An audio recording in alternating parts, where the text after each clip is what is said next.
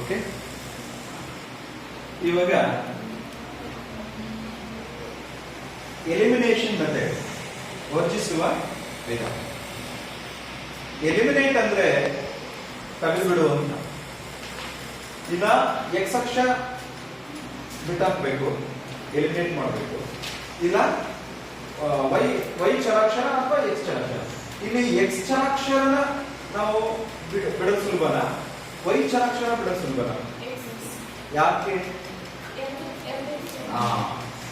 ಈ ಎಕ್ಸ್ ಚರಾಕ್ಷರದ ಸಹಗುಣಕ ಎರಡು ಏನಾಗಿದೆ? ಸೇಮ್ ಆಗಿದೆ.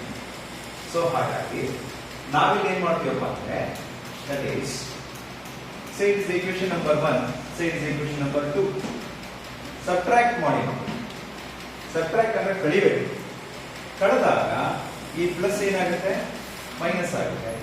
ಇದು ಮೈನಸ್ ಆಗುತ್ತೆ. ಈ ಪ್ಲಸ್ ಮೈನಸ್ ಆಗುತ್ತೆ. ಪ್ಲಸ್ 2x ಮೈನಸ್ 2x ಏನಾಗುತ್ತೆ? ಕ್ಯಾನ್ಸಲ್ ಆಗುತ್ತೆ.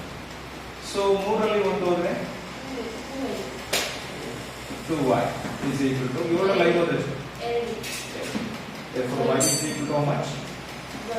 1.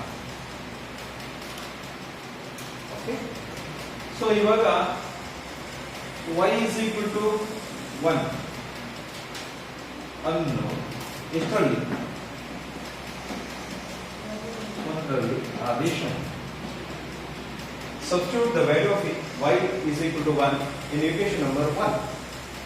What will be the answer?